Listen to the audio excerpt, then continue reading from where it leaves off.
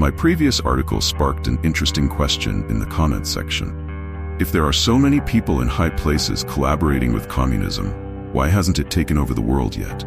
The first and most obvious answer is that communism as a regime, as a property system, is one thing, and the communist movement as a network of organizations is another. The first is utterly unviable, but for that very reason, the second can grow indefinitely without ever being forced to realize it, instead limiting itself to reaping the profits of what it steals, usurps, corrupts, and destroys along the way.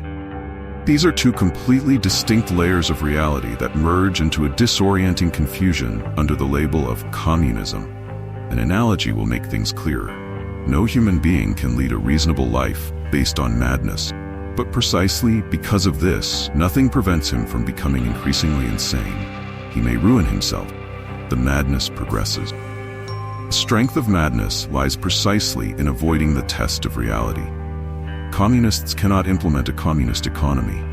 If they have an immense ease in rallying people to fight for this unattainable goal, it is precisely because it is unattainable, which is the same as saying inaccessible to any objective evaluation of result. There will never be a communist economy of which its creators can say, "Here is communism realized. You can judge us and say whether we fulfilled our promises or not."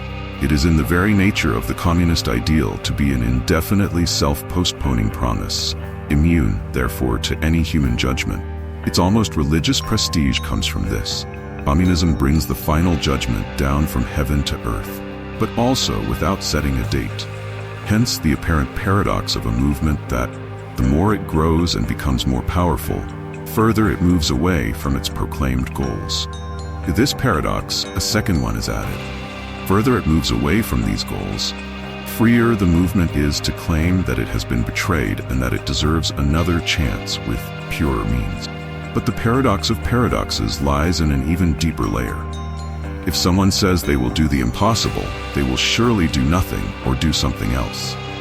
If they do, they may at the same time give that thing the name of what they intended and claim that it still isn't, or that it is by no means what they intended.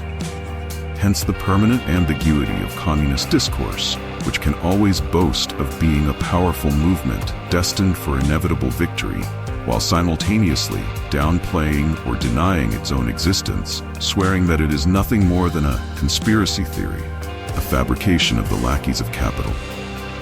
Mind-boggling, but it's what happens every day. Definitely, the communist mind does not operate according to the usual canons of psychology, follows its own logic, where dialectical skill, hysterical self-deception, and psychopathic mendacity mix in indistinguishable doses.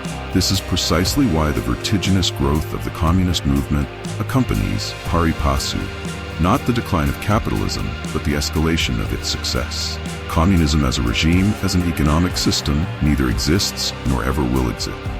Communism can only exist as a political movement that lives by parasitizing capitalism, and for that very reason, grows with it. But no matter how much it survives and strengthens, the parasitized body does not come out unscathed from the parasitism. Increasingly limited to the function of providing resources and pretexts for the parasite, it gradually loses all the moral, religious, and cultural values that originally inspired it, reducing itself to the mechanicality of the pure economic gain, increasingly easy to criticize, while the parasite adorns itself with all the prestige of morality and culture. The modus operandi of this parasitism is twofold. On the one hand, communist economies only survive thanks to capitalist aid from abroad. On the other, in each nation, the growth of the capitalist economy increasingly fuels communist culture.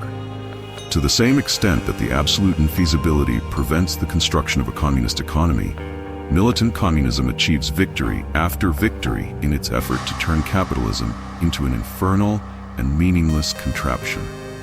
All the logic of communism, ultimately, derives from the Hegelian idea of the work of the negative, or creative destruction. But creative destruction is just a figure of speech, a metonymy. The destruction of one thing can only give rise to the growth of another, if it is driven from within by a creative force of its own, which owes nothing to destruction. Expecting destruction alone to create something is like wanting a chick to hatch from a fried egg.